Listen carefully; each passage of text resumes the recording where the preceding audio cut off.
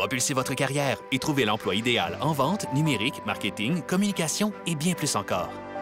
Isarta.com. Trouvez, sélectionnez et postulez facilement.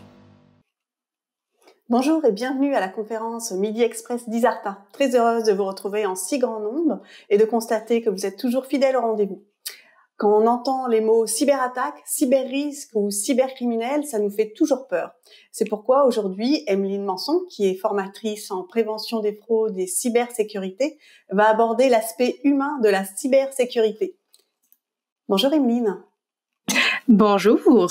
Excitée d'être avec vous ce midi. Bienvenue. Merci. Puis tu dis qu'on était quand même beaucoup. Je sais pas si les gens entre eux voient combien on est, mais on a une centaine de personnes potentiellement très, très excitées d'être là. Alors, je sais pas si vous aviez hâte d'être avec nous ce midi, d'entendre parler de cybersécurité. Peut-être les gens, ils avaient super hâte ce matin de se faire entendre parler de cybersécurité, mais en tout cas, on est en grand nombre. Alors Emeline, ta mission est de former les entreprises à adopter les meilleures pratiques en ligne et pour repousser les fraudeurs et les pirates informatiques.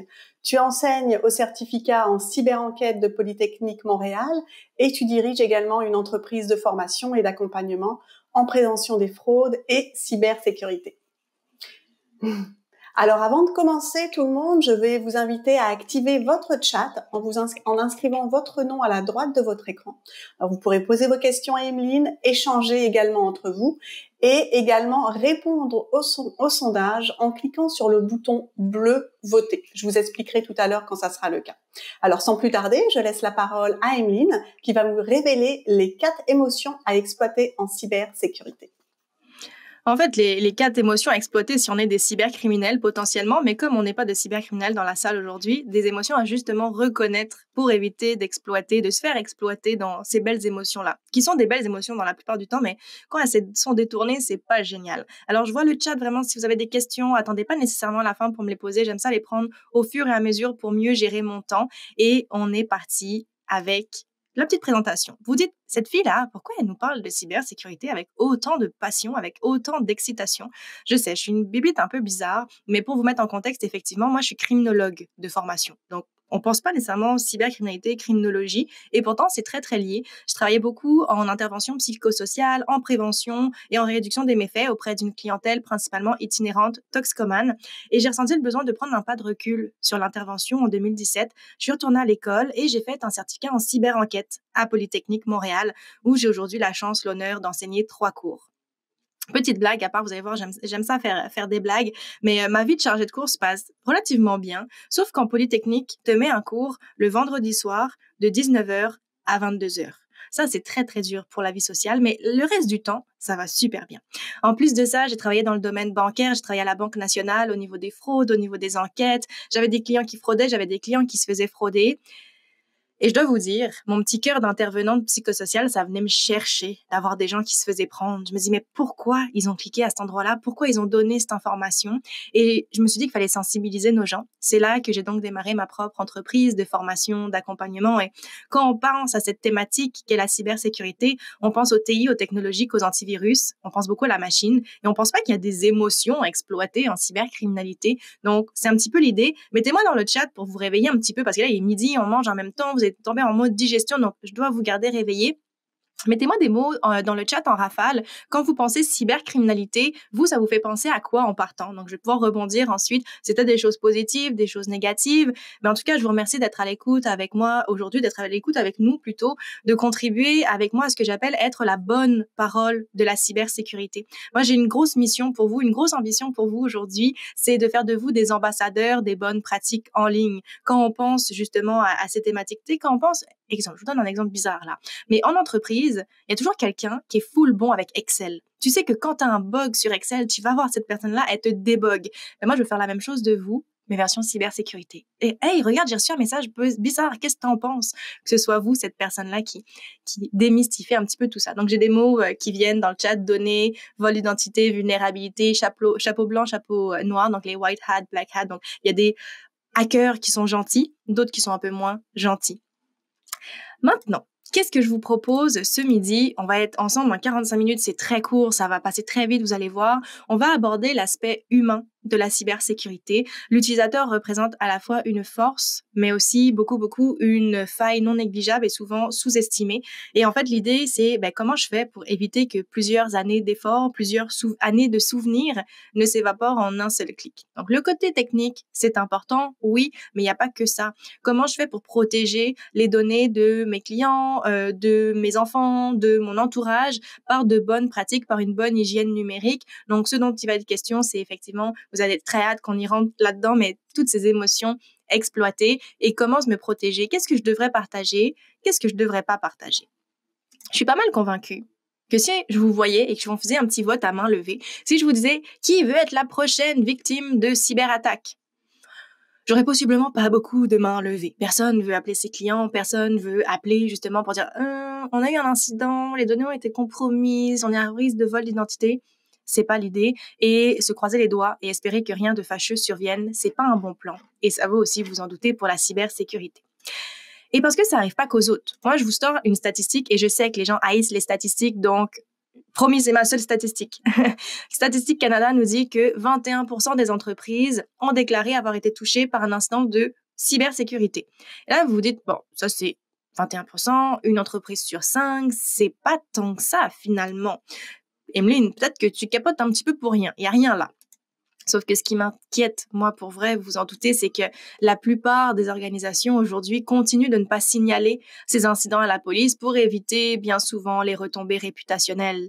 Donc, une entreprise sur 5, il est zéro réaliste. On est beaucoup plus proche, réalistement, d'une une entreprise 3 sur 5, 4 sur 5, possiblement. Ce serait beaucoup plus ça, la réalité. Et dernière petite parenthèse, les réalités des entreprises, des membres de leurs équipes sont plutôt semblables à celles dans nos vies personnelles. Parce qu'en plus d'être les membres d'une équipe, peut-être, on est probablement des conjoints, conjointes, des parents, des grands-parents, peut-être, et la protection des données dépasse largement celle uniquement au sein de l'entreprise. Donc, les bonnes pratiques qu'on va regarder aujourd'hui, gardez-les bien précieusement pour votre vie personnelle, mettez-les en pratique, partagez-les sans modération pour répandre avec moi cette bonne parole de la cybersécurité. Parce qu'une fuite de données, une cyberattaque en entreprise, c'est pas génial, c'est pas le fun, c'est une grosse situation de crise à gérer qui nous fait passer par plein d'émotions. Mais un vol d'identité, une fraude, ou se faire appeler par l'école parce que mon jeune, il a partagé une image en ligne qui était peut-être pas supposée, c'est pas génial non plus. Donc maintenant que c'est dit, rentrons officiellement dans le vif du sujet. Comment est-ce qu'ils font ça, les cybercriminels? Comment ils font pour mettre le doigt à certains endroits et que ça nous fait réagir? Pour faire de l'humain notre meilleur atout, c'est, encore une fois, il faut être en mesure de comprendre la menace, d'identifier la menace et d'identifier comment est-ce que nous, on y réagit. Vous avez potentiellement déjà entendu parler d'ingénierie sociale. Ce sont des techniques de manipulation qu'utilisent les fraudeurs pour nous inciter à effectuer une action bien spécifique. Là-dedans, il y a la confiance. Généralement, la confiance est au cœur de ces interactions. Une fois qu'on a confiance, le fraudeur, il pourra demander de transférer de l'argent, il pourra voler des informations, pourra accéder à des accès à des identifiants de connexion, justement. Et la victime, elle voit pas qu'est-ce qui se passe nécessairement sous ses yeux, elle voit pas le stratagème qui s'exécute, elle pense qu'elle réagit de la bonne façon et qu'elle est en train d'aider une connaissance à régler, à réagir plutôt à un problème urgent. Et ça, il suffit d'un courriel. Un courriel, un appel téléphonique, un message texte qui semble provenir d'une institution reconnue, d'une personne que je connais, pour me faire prendre au piège. Et on débute justement avec un premier petit sondage, parce que je vous ai promis de vous garder réveillés et de vous entertainer un petit peu. Un premier petit sondage qui apparaît... Alors, oui, je vais l'ouvrir. Voilà, il est là. Je te remercie. Et là, tu disais donc les gens peuvent aller dans vote. Oui, exact. Tu as bien raison de le rappeler. Alors, en fin de compte, dans le chat, vous allez avoir un bouton bleu. C'est indiqué voter. Donc, c'est bien important de voter avec ce bouton bleu et non dans le chat directement. Si jamais vous vous trompez, c'est pas très grave. Si jamais vous vous trompez, mais effectivement, il y a un petit bouton fait pour ça. Alors, avez-vous déjà vu de l'hameçonnage ailleurs que par courriel? Peut-être que oui, on va regarder ça potentiellement, mais peut-être que là, vous vous dites non, ça me dit rien, vite comme ça. Donc, c'est un petit peu l'idée à travers tout ça. Et ensuite, Isabelle, est-ce que ça apparaît automatiquement à l'écran ou je te fais un petit go? Oui, tu peux me faire un petit... Oui, on va laisser un petit 20 secondes. Ben oui, certainement. Donc, je vous dis rien pour le moment, je fais exprès. Et d'habitude, j'ai quand même toujours une petite statistique, pas vraiment. Et c'est vraiment correct. S'il y a rien qui vous vient en tête, effectivement, en ce moment, c'est vraiment pas un problème. Mais vous allez voir que on reçoit des messages bizarres à plusieurs endroits. D'ailleurs, j'ai pas défini ce qu'était un message d'hameçonnage, mais on va y revenir de toute façon. Ok, alors je publie le résultat. Merci. Bon, qu'est-ce que je disais? Que j'ai jamais 0% de pas vraiment. Donc, c'est encore une question pertinente à poser aujourd'hui. Alors, celles et ceux qui ont répondu oui à 87%, c'est vraiment, vraiment bien parfait. Vous allez voir, si vous voulez mettre dans le chat tout de suite, let's go. Je vous fais réveiller les petits doigts aussi. Mais dans le chat, dites-moi à quel endroit vous avez pu en voir. Et aux 12%, vous allez voir qu'il y a des endroits où vous allez vous dire « Ah ouais, j'avais pas pensé à ça ». Donc maintenant, l'ingénierie sociale, les messages bizarres, on en reçoit partout. On en reçoit par courriel, oui, mais voilà, Philippe nous dit par texto, clairement, les textos, les appels et de plus en plus, les réseaux sociaux. Je sais pas si vous avez déjà, et je vous donnais des exemples de toute façon, des messages louches et bizarres sur les réseaux sociaux, on en a un sacré paquet. Maintenant, l'ingénierie sociale est dangereuse parce que on commet tous des erreurs. Normalement, on est tous des humains, donc on ressent tous des émotions, théoriquement. Et ces émotions, les fraudeurs, ils mettent le doigt là-dessus. Et il suffit d'un moment d'inattention, il suffit d'un moment de fatigue, d'urgence, une incertitude, et c'est bon pour eux. Même si on sait tous qu'on devrait se méfier des communications qu'on reçoit, on peut vite être pris au dépourvu, réagir instinctivement. Moi, j'ai une petite anecdote à vous partager, une anecdote très personnelle, mais avec laquelle je suis très à l'aise d'entrer. En fait, il y a quelques temps maintenant, on s'est fait cambrioler à la maison. C'est jamais très agréable comme événement, plus d'ordinateur, plus de téléphone, plus rien. Et là où je veux en venir, c'est que quelques semaines plus tard, mon chum reçoit un courriel de Apple disant « Nous avons géolocalisé votre appareil, cliquez ici ». Pensez-vous qu'il a cliqué? Oui. Alors, pour la petite blague, on est encore ensemble, je lui ai pardonné cette grave erreur de jugement. Mais bref, les fraudeurs, ils ont même pas fait exprès. Mais le momentum, il était parfait. Est-ce que mon chum était la seule personne à recevoir ce courriel? Clairement, non. Il fait partie d'un ensemble d'autres internautes à qui les fraudeurs ont envoyé cette communication. Il y a des gens qui n'ont même pas de Mac, qui ont vu ça, qui se sont dit « Ah, ça n'a pas rapport, je le flush ». Il y a peut-être même des gens qui ont un Mac, effectivement, mais ils l'ont pas perdu. Il est clairement entre leurs mains en ce moment. Donc, ils ont ignoré, ils ont continué leur vie. Et il y a mon chum qui a oublié qu'il avait une blonde en cybersécurité, mais pour qui le message faisait tellement de sens, ça a appuyé pile au bon endroit, au bon moment, et il a cliqué. Et c'est pour ça qu'il suffit justement au cybercriminel de mettre le doigt sur la bonne émotion, et à ce moment-là, le tour est joué. Donc, les émotions exploitées par les cybercriminels, il y en a 4 que je veux qu'on regarde d'un petit peu plus proche. Je vous les spoil tout de suite, je vous les affiche tout de suite, mais on va les regarder en détail. Je vais vous donner des exemples pour qu'on soit en mesure, finalement, de pouvoir les reconnaître, les identifier. Donc, on a la cupidité, la curiosité, la peur et la serviabilité. C'est vraiment les 4 émotions avec lesquelles je veux qu'on se concentre aujourd'hui. La cupidité, c'est peut-être la plus évidente, c'est l'appât du gain, j'ai la possibilité de faire de l'argent facilement, rapidement. Tout le monde en rêve, je m'inclus là-dedans aussi. Pourtant, on sait tous qu'il vaut mieux se méfier quand c'est trop beau pour être vrai. Mais des fois, on a vraiment le goût d'y croire. C'est penser au concours. Celui-ci, tenter de remporter un van aménagé. Bon, quand on regarde le détail du formulaire, vous voyez, c'est peut-être petit, mais c'est écrit, on nous demande notre mot de passe. Ça, c'est mauvais signe. Si on te demande ton mot de passe, flush. Donc, je complète ce formulaire. Au final, qu'est-ce qui arrive? J'ai donné mes données, j'ai donné mes informations personnelles sur un beau plateau d'argent. Pareil, en ce qui concerne les quiz sur Facebook, justement, j'ai Hélène dans le chat qui pose justement les questions du type « Quelle était votre première voiture ?»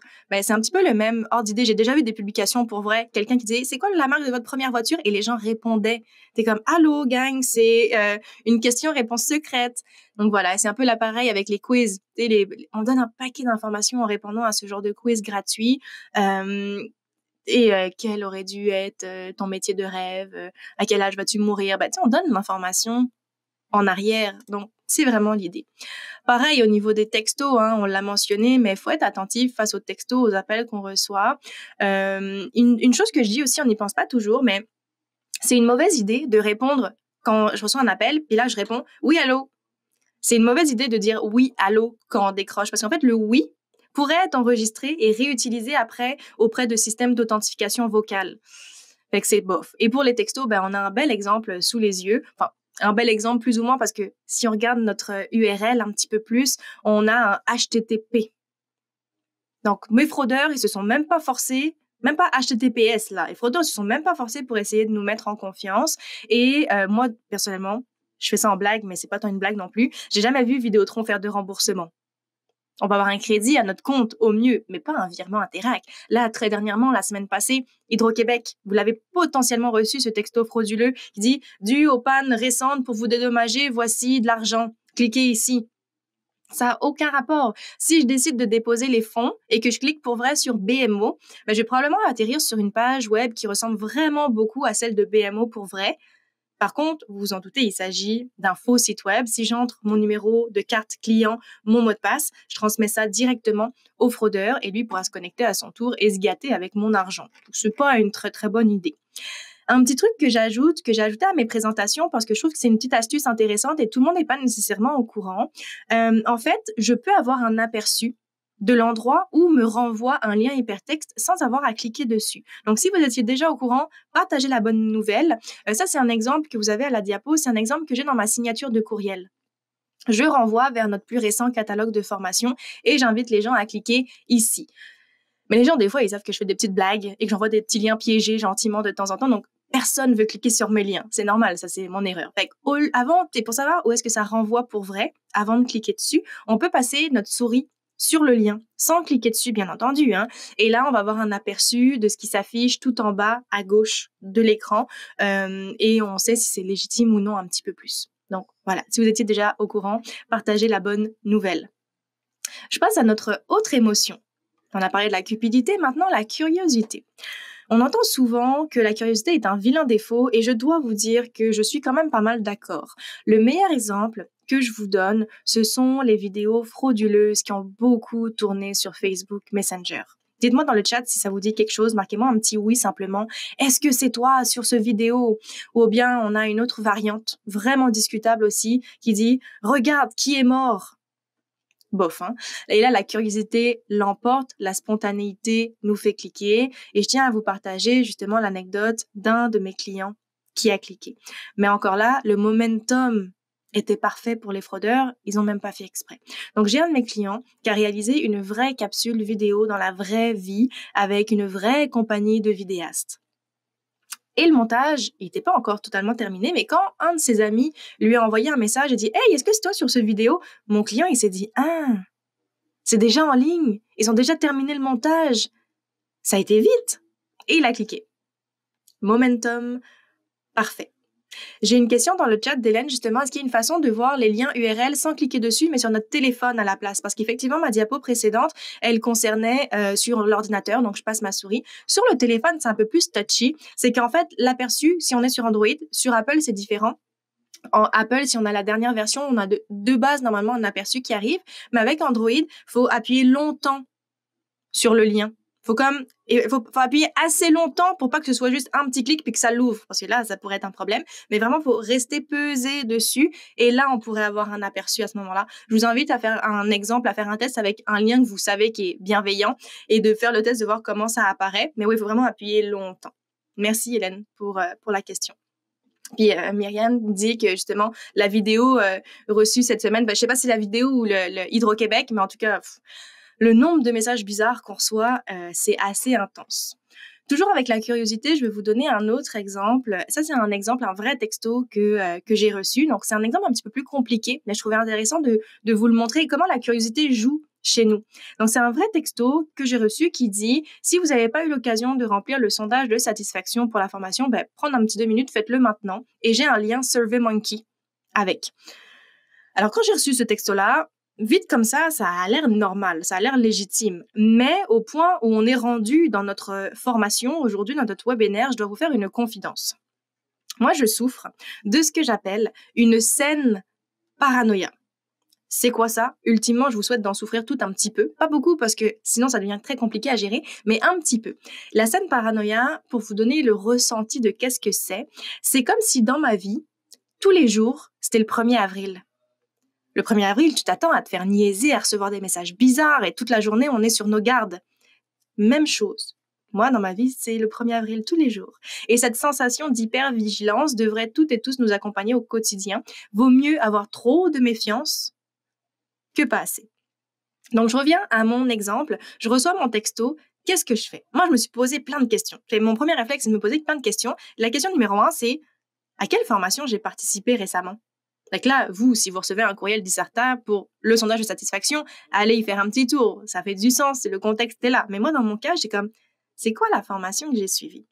Ensuite, pourquoi la personne, elle n'a pas signé? Donc là, j'ai flouté le numéro de téléphone pour préserver cette information, mais j'ai même fait une petite recherche sur Google avec le numéro de téléphone. J'avais aucun résultat pertinent qui était ressorti. Fait, mauvaise piste, encore une fois. Et puis, l'autre question que je me suis posée, c'est pourquoi la personne m'a envoyé un texto? Et si je me suis réellement inscrit à sa formation, c'est beaucoup plus probable que j'ai donné mon adresse courriel, pas mon numéro de téléphone. Et ça, c'était l'élément le plus louche, selon moi. Et enfin, qu'est-ce qui me dit que si je clique sur le lien, qu'est-ce qui me dit que je vais être redirigée à la bonne place? C'est surveymonkey.com, mais qu'est-ce qui me dit que ça va pas m'amener ailleurs, vers une autre plateforme qui a aucun rapport? Donc, saine paranoïa, c'est ça, mesdames et messieurs. Si je ne suis pas absolument certaine de la légitimité d'un message, je suis pas en mesure de faire mes propres vérifications non plus. Mais j'ignore, et tant pis. Pour vrai, je cherche encore cette personne qui m'a potentiellement envoyé ce texto. Si elle est parmi nous aujourd'hui, faites-moi signe. Mais non, pour vrai, on ignore, et tant pis. Si c'était vraiment urgent et important, les gens trouveront une autre façon de communiquer avec nous. Un autre exemple que je souffre de saine paranoïa, ça c'est un vrai échange, c'est pas stagé, pour vrai, c'est vrai. C'est un échange que j'ai eu avec ma maman. Ma maman, je l'aime à la folie, je l'aime d'amour. Mais même lorsqu'elle m'envoie un lien, je fais des vérifications. Là, il était question d'un Google Drive pour me partager des photos d'anniversaire. Mais là, la curiosité aurait pu embarquer tout de suite et cliquer automatiquement. Mais non, moi, j'ai pas cliqué dessus. Bien sûr que non. Je lui demande de me prouver que c'est bien elle qui m'a envoyé l'information. Puis là, elle m'insulte avec mon petit nom cute de quand j'étais enfant. Et là, j'ai pu l'authentifier et m'assurer que c'était bel et bien elle. Mais sinon, je ne clique pas. Je passe à la prochaine émotion, à moins que vous ayez des questions, vous m'arrêtez n'importe quand, en tout temps. Il s'agit de la peur. La peur qui s'accompagne bien souvent de l'urgence, de conséquences graves si je ne réagis pas rapidement. Pensez-y là, vous naviguez tranquillement sur Internet et là d'un seul coup, vous avez ce message qui apparaît à l'écran. C'est un gros message d'alerte, un beau message qui clignote en rouge qui nous informe que notre ordinateur a été infecté par un virus. Alors, j'ai plein d'autres exemples comme ça. J'aurais pu en mettre un autre d'ailleurs. Mais là, c'est un virus. J'ai une autre capture d'écran d'habitude. Je sais pas pourquoi je l'ai pas mise, c'est pas grave, mais c'est un pop-up que tu as sur ton téléphone et qui dit que ton téléphone est infecté pas par un virus, par 4 virus. C'est toujours plus. Mais bref, je reviens à mon exemple ici. Probablement qu'on a un petit coup de stress quand on a ce pop-up qui apparaît à l'écran. Un petit coup de panique, les mains qui deviennent moites, le sentiment d'urgence, justement, je dois réagir rapidement. Et ça amène indéniablement à moins de prudence, à moins de vérification et sans aucun doute à un clic de trop qui va coûter cher en termes d'argent, parce que potentiellement que souvent il y a des gens qui se font payer pour se faire frauder. J'ai une histoire d'horreur comme ça avec une avocate avec qui j'ai travaillé qui avait une nouvelle imprimante. Mais là, elle n'arrivait pas à le paramétrer avec son Mac, fait qu'elle a été sur Google. Elle a tapé Canon Canada et elle a été sur le premier résultat de recherche, sur le premier lien. Donc là, j'ai pas vraiment de visuel pour vous expliquer mon histoire, mais suivez-moi, pour vrai, ça vaut la peine de la suivre. Donc, elle avait de la misère avec son imprimante, elle a cliqué sur Canon Canada, le premier lien, et elle a parlé avec un technicien.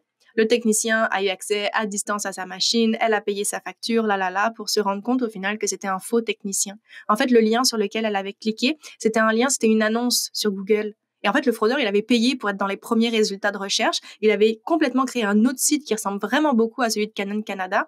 Et là, finalement, elle a parlé à un fraudeur et elle a payé pour se faire frauder. Yeah! Pauvre elle. J'ai un autre exemple qui est fictif, mais que je veux vous mettre un petit peu dans l'émotion de comment est-ce qu'on pourrait se ressentir si quelque chose comme ça arrive.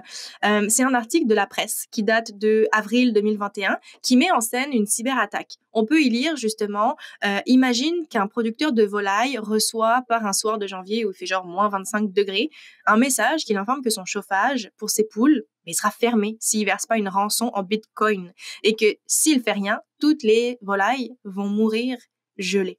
Donc, imaginez recevoir ça pour vrai. Imaginez être en vacances, puis justement qu'il y a quelqu'un qui vous envoie un message, puis que vous avez votre lapin à la maison. Bref, je fais des scénarios là, mais c'est pas des belles émotions. J'ai une question de Marc dans le chat. Est-ce qu'un simple clic sur un lien sans d'autres actions peut déposer un virus? La réponse est oui. En fait, du moment où je clique sur un lien, au moment où j'ouvre une pièce jointe, il y a deux possibilités. Soit j'atterris effectivement, pour le cas d'un lien, sur un site qui ressemble inoffensif, puis je peux juste le fermer, continuer ma vie. Là, ça va. Mais des fois, il y a aussi la possibilité que je clique sur un lien, puis là, j'atterris sur une page blanche. Puis on se dit, oh, c'est bizarre, ça n'a pas loadé, c'est bizarre, je comprends pas.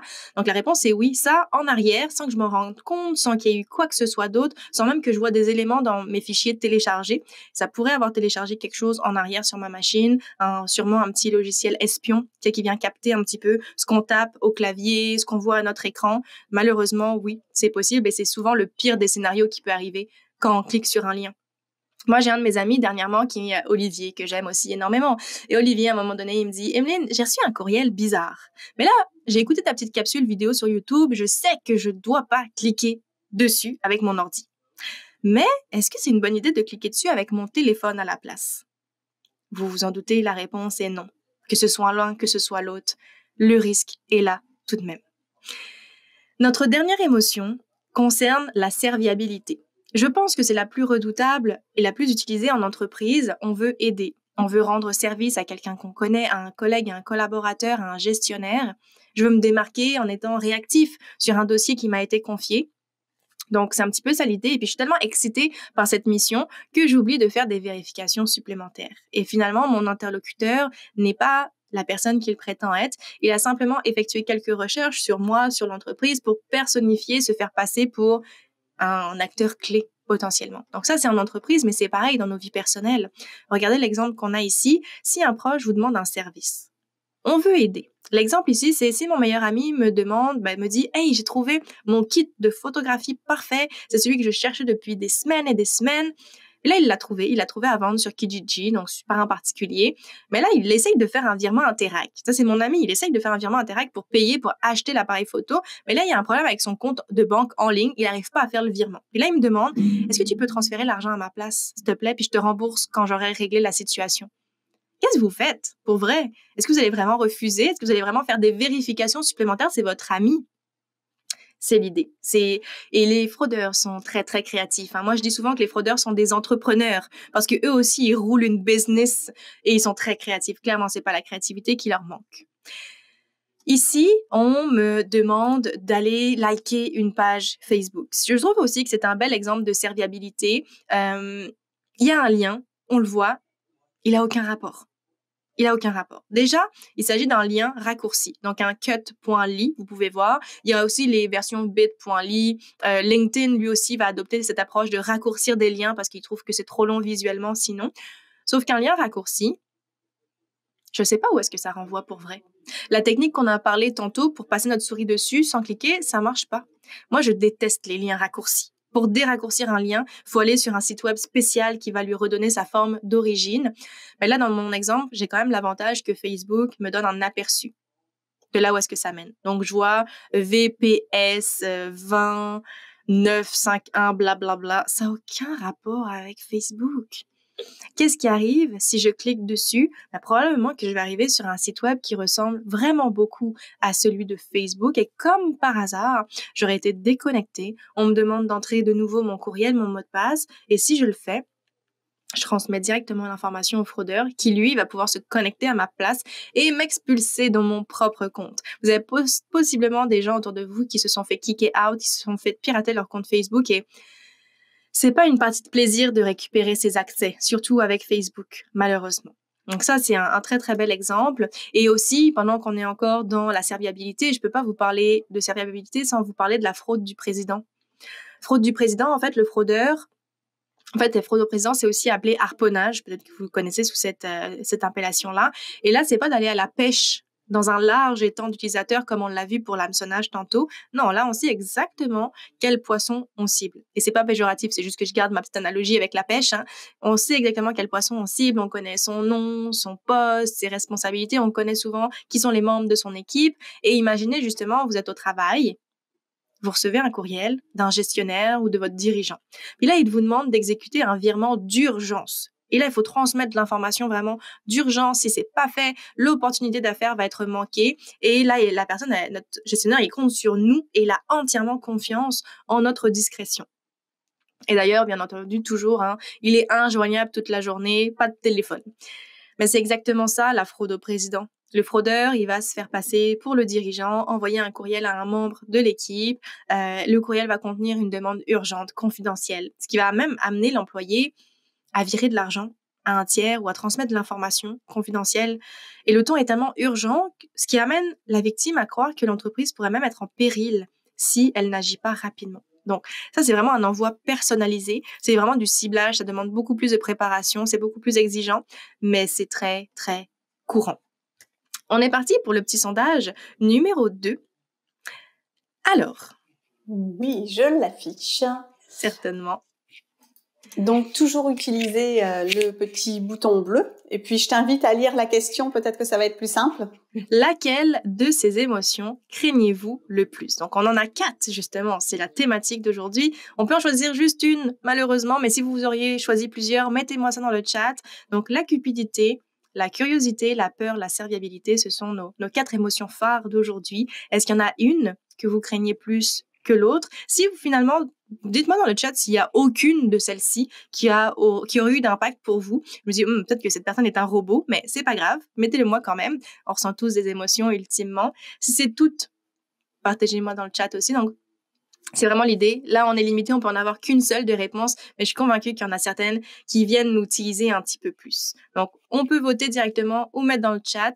Moi, je sais, je vais vous partager, moi, personnellement, je sais que la curiosité, je suis quand même assez bonne parce qu'avec la scène paranoïa dont je vous ai partagé, bon, la curiosité, ça va, j'arrive à gérer. Mais la serviabilité, ça vient me chercher, vraiment. La peur aussi, bien entendu. Hein. Tu reçois un message. Dernièrement, drôle, hein, j'ai reçu un message de la GRC. Je me suis dit, quelle niaiserie j'ai encore fait. Quelle bêtise j'ai encore fait. Finalement, leur adresse courriel, c'était un gmail.com, fait que ça avait aucun rapport. On peut afficher, Isabelle, si tu es prête, parfait. les résultats. Puis je vois dans le chat, je vais rebondir aussi. Donc, la cupidité, 5%, curiosité, 20%, la peur à 40%. Finalement, vous êtes pas mal comme moi. On est comme des humains un peu pareils. La peur, la serviabilité revient plus. La curiosité, quand même un petit peu. Et dans le chat, j'ai la serviabilité, la peur aussi et un petit peu de tout. Merci du partage parce que c'est pas toujours évident de mettre ça publiquement aussi, mais c'est important de voir où est-ce qu'on est un petit peu plus sensible parce que quand demain matin, on va ressentir cette émotion-là face à un message, mais vous allez le savoir que faudrait que je fasse un petit pas de recul parce que je ressens une émotion que je sais maintenant qui est potentiellement utilisée par mes fraudeurs. Donc, faisons des vérifications supplémentaires. C'est vraiment l'idée. Je continue avec un petit peu plus comment se protéger. En fait, j'aurais pu vous parler d'autres éléments. On aurait pu parler des courriels davantage, on aurait pu parler des mots de passe encore plus, mais c'est pas l'idée. Je vais vraiment vous amener ailleurs. Je vais vous parler du partage d'informations en ligne. Qu'est-ce que j'entends par là? Et moi, je dis souvent aussi que Internet est un puzzle. Internet est un puzzle, puis il y a même une petite image pour vous illustrer ça, mais qu'est-ce que j'entends par là? C'est qu'avec les informations qu'on publie en ligne, on peut savoir où est-ce qu'on travaille. Avec LinkedIn, c'est très, très facile. Je peux savoir peut-être qui sont mes collègues, qui sont mes amis, qui sont mes collaborateurs avec Facebook, avec LinkedIn. Et je peux même savoir ce que j'ai mangé à midi, potentiellement si vous êtes de celles ou de ceux qui font une petite photo pour Instagram. Tout ça, ce sont des bouts de notre puzzle. Si ces informations sont prises individuellement, c'est pas grave. Mais quand on rassemble ces informations, c'est là que ça devient problématique, c'est là que ça devient un petit peu plus sensible. Pareil avec les informations qu'on publie sur l'entreprise. On a nos données, nos coordonnées, mais on va aussi avoir des informations sur des clients, sur les membres de l'équipe, sur des fournisseurs. Et si une personne veut voler mon identité ou personnifier mon organisation, elle va pas se contenter de juste regarder Facebook. Elle va rassembler tous les petits morceaux de mon puzzle que je disperse inconsciemment sur Internet à tous les jours pour reconstituer mon puzzle, pour reconstituer mon identité numérique. Donc, mon enjeu en ce moment, c'est que ce sont des informations qu'on publie soi-même volontairement en ligne et que ça facilite la vie de nos fraudeurs. Donc, c'est vraiment par rapport à ça que je veux vous sensibiliser. Il y a des informations qui sont plus problématiques que d'autres, vous en doutez, ça c'est sûr. Et il y a aussi des informations qui, à elles seules, nous mettent drôlement à risque.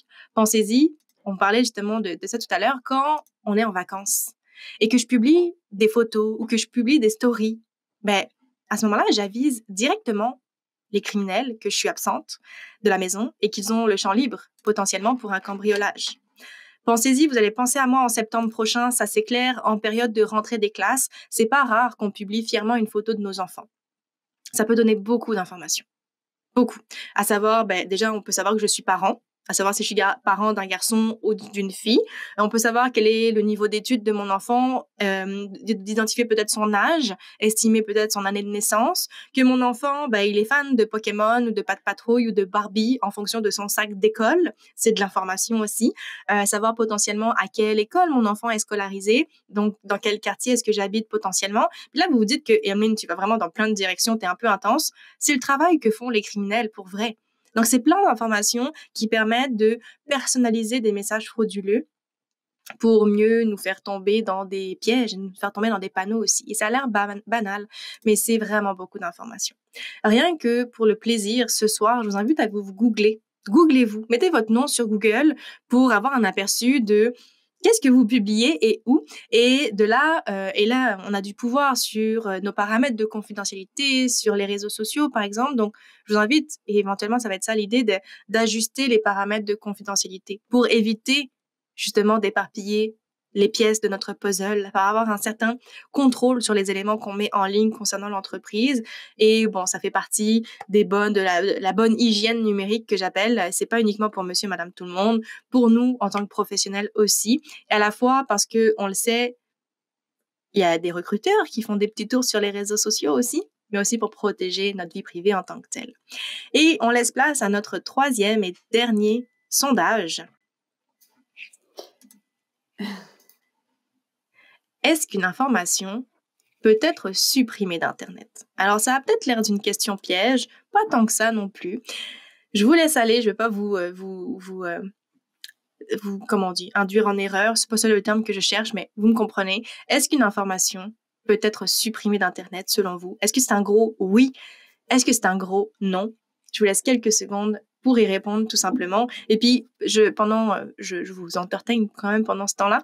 Mais quand je vous dis de vous googler, si vous avez certaines personnes si vous avez un nom commun et que plusieurs personnes portent le même nom que vous, avec Google, ce qui est le fun, c'est que je peux aussi utiliser des opérateurs booléens qu'on utilise, mais en fait, qu'on appelle, qui sont des filtres. Donc, je pourrais mettre mon nom, prénom entre guillemets pour vraiment avoir cette citation exacte. Puis moi, par exemple, j'ai une Emeline Manson. Il y en a juste deux sur le monde, dans la Terre. C'est moi et une autre. Et elle habite à Marseille. Donc, je peux mettre Emeline Manson et après, je paye moins Marseille. Donc, toutes les choses qui incluent Marseille sont enlevées. Donc, je reviens à ma question. Est-ce qu'une information peut être supprimée d'Internet? Que nous disent? Je te remercie, t'es adorable. Oui, difficile. Si oui, difficilement. Non, dans le chat, j'ai un petit peu aussi. Donc non, oui, mais très difficile. Et j'ai le regret de vous dire, mesdames et messieurs qui nous ont répondu un gros oui avec beaucoup de confiance, que la réponse est non. Malheureusement. Je vais avoir une petite analogie par rapport à ça. Donc, on va revenir à la diapo en cours, mais malheureusement, la réponse est non. Et en fait, du moment où est-ce que je publie sur les réseaux sociaux, ce contenu ne m'appartient plus. La plateforme devient propriétaire de mon contenu d'une certaine façon. Et ça, sachez-le, ça a longtemps été le cas aussi pour les choses en privé. Pour les messages envoyés en privé sur Messenger, ça a été le cas longtemps aussi que ce que tu envoyais à ton chum, ce que tu envoyais à tes amis, des photos, Facebook était propriétaire de ça. Donc, toutes les informations qu'on publie en ligne sont permanentes. Ça peut être copié, ça peut être vu par un plus grand public que c'était supposé, ça peut être retrouvé en ligne par une recherche. Il y a toujours une copie quelque part sur un serveur. Il suffit juste d'un clic pour publier de l'information, mais s'il est facile de publier, c'est très difficile de retirer. Parce que même si admettons, je mets une photo, là, une petite capture d'écran avec tout le monde connecté, puis là, je me dis, ah non, finalement, je sais pas, j'avais un truc dans les dents, je vais la supprimer. Mais il y a peut-être quelqu'un qui a fait un screenshot en attendant, peut-être quelqu'un qui a fait une capture d'écran et qui va pouvoir remettre la photo potentiellement en ligne. La petite analogie que j'ai à vous partager par rapport à ça, elle va vous rester dans la tête, cette image-là, je le souhaite en tout cas. Imaginez un pont qui permet, comme on le voit à l'écran, de traverser un précipice. Donc moi, je décide de traverser ce pont. Je m'en vais de l'autre côté, j'ai une bouteille d'eau dans mes mains. Et là, je traverse le pont et je pose la bouteille d'eau par terre. Je suis vraiment pas très, très écologique dans mes mouvements, dans mes gestes, mais moi, je suis d'un côté, la bouteille d'eau est de l'autre, je l'ai vraiment laissée par terre. Et une fois que je suis d'un côté et que la bouteille est de l'autre côté, j'ai une petite tendance pyromane et je brûle le pont. Fait que le pont, il n'existe plus. Mais est-ce que la bouteille d'eau, elle arrête d'exister? La réponse est non. la bouteille d'eau, elle est toujours là. Elle existe toujours. C'est le chemin pour me rendre à la bouteille qui n'existe plus. Mais la bouteille, elle reste là. Je pourrais trouver un moyen de la récupérer. Je pourrais reconstituer le pont. Et ça va peut-être être plus long, plus compliqué. Mais c'est possible. Et c'est la même chose avec les photos, avec le contenu en ligne. Quand je supprime une image sur les réseaux sociaux, je supprime le chemin. Mais l'image, elle existe toujours quelque part. Elle existe sur les serveurs, sur les réseaux sociaux, par exemple. Et il y a quelqu'un, comme je disais, qui pourrait avoir fait un clic droit, sauvegarder sur son ordi et pourrait faire réapparaître l'image quelque part. Donc, important pour une entreprise ou même pour un individu même en entreprise, je trouve ça intéressant d'avoir peut-être une politique d'utilisation des réseaux sociaux. Ça pourrait venir préserver la confidentialité d'une certaine façon. Et on s'enligne tranquillement vers la fin, mais si vous avez des questions, vraiment, c'est le bon moment. Je vais vous donner en rafale quelques bonnes pratiques que j'estime à des informations à ne pas partager sur les réseaux sociaux. Donc, je vous laisse formuler vos questions. S'il y en a, je vais pouvoir les prendre ensuite, mais sachez qu'on respecte votre temps et qu'on va s'enligner tranquillement vers la fin. Alors, quoi partager, quoi ne pas partager? Dans un premier temps, ça peut vous paraître logique, mais je vous déconseille d'inclure dans vos publications des renseignements personnels. Des renseignements personnels que ce soit sur vous-même, sur l'entreprise, sur des collègues, à éviter. Pour être encore plus spécifique, ça inclut par exemple les adresses courriel. C'est que ce soit votre adresse courriel, puis là j'ai plein de questions dans le chat, c'est vraiment le fun, j'ai hâte d'y répondre. Adresse courriel, que ce soit votre adresse courriel personnelle ou professionnelle, évitez qu'elle soit accessible publiquement. Parce que si elle tombe entre de mauvaises mains, on peut être sûr de recevoir encore plus de spam et de courriels frauduleux. Pareil pour les adresses courriel à l'interne de notre organisation, celles des clients. Surtout que maintenant, on n'a pas parlé de la loi 25, mais je vais en reparler tantôt. La loi 25 nous regarde du coin de l'œil. Donc, partager ce type d'informations, ça pourrait être légalement considéré comme une communication non autorisée. Donc, faire attention. Pareil, les adresses physiques, on en a parlé tout à l'heure. Les numéros de téléphone, jamais une bonne idée de mettre ça public non plus. Tout ce qui touche les documents d'identification. Donc, partagez pas des photos de votre permis de conduire, des photos de votre passeport, même sur Messenger, en privé, évitez. C'est vraiment ça l'idée à travers les documents d'identification un petit peu plus. Pour ce qui est des données confidentielles. Donc, je passe vite parce que vous avez tout ça à la diapo, puis je vais prioriser les questions aussi. Mais professionnellement parlant, il y a des données confidentielles comme les contrats, les accords que je pourrais avoir avec des clients, des éléments sur des statistiques qui seraient confidentielles et tout et tout. Et bien sûr, on en a parlé brièvement, mais tout ce qui touche les images personnelles, tout ce qui touche les photos. D'autant plus qu'on a dit qu'on ne pouvait pas supprimer ces informations d'Internet. Donc, je mets quelques petites idées de dire, est-ce que je peux couper, rogner l'image? Parce que je sais pas, moi, en arrière, il y a quelqu'un et cette personne, elle a pas demandé à être sur la photo. Donc, c'est un petit peu tout ça que je veux amener. Donc, c'est vraiment en rafale. Si vous avez des questions, ça va me faire plaisir d'y répondre sur le quoi partager, quoi ne pas partager. Mais en tout cas, ce que vous avez ici, c'est des choses à éviter de partager. C'est ce qui termine notre rencontre d'aujourd'hui. Je vois les questions, je vais prendre du temps pour y répondre. Maintenant, je le répéterai jamais assez tout de même. Soyez patient et indulgent envers vous. La sécurité, c'est un processus. C'est beaucoup plus efficace de changer graduellement ses pratiques, d'adopter tranquillement de nouvelles habitudes, que de tenter de tout changer du jour au lendemain. Donc, on a vu quelques étapes clés, comme quoi, l'ingénierie sociale, les messages bizarres, il y en a partout, pas uniquement par courriel.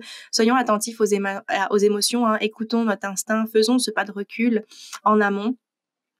Pensez au puzzle. Soyez attentifs aux informations qu'on publie en ligne. Avant de passer aux questions, je me permets un petit coup de pub quand même pour Isarta, pour de belles formations qui s'en viennent. Pour vrai, vous avez des informations ici sur des prochaines dates dont je serai la formatrice. Donc, si vous voulez encore aller un petit peu plus loin au niveau des nouvelles tendances, des meilleures pratiques, mais aussi de comment est-ce que je fais pour anticiper, pour gérer tout ce qui touche la cybercriminalité, ces deux formations que vous voyez au milieu, je vais co-animer avec Erwan, qui est avocat. Donc, nos deux cerveaux ensemble, ça fait quand même quelque chose d'assez cool, sincèrement. Et lui, la dernière, va animer tout seul, la formation sur la loi 25. Donc, regardez ça de plus près, ça vaut vraiment la peine, ça s'en vient vite, par exemple. Donc, il faut caler ça dans son agenda, mais si la formation d'aujourd'hui vous a plu, c'est sûr que le style d'animation et le style de contenu va vous plaire également pour la suite. Moi, personnellement, j'ai une chaîne sur YouTube. Fait que si ça vous tente de partager des capsules vidéo très, très courtes à vos équipes ou même pour vous, pour vos enfants, pour votre famille, vraiment, on a une chaîne YouTube. N'hésitez pas à ce niveau-là. Je suis très, très active sur LinkedIn aussi. Donc, n'hésitez pas à me suivre. N'hésitez pas à m'envoyer une demande de connexion. Avec mon équipe, on partage du contenu 3 fois par semaine pour justement toujours susciter des réflexions.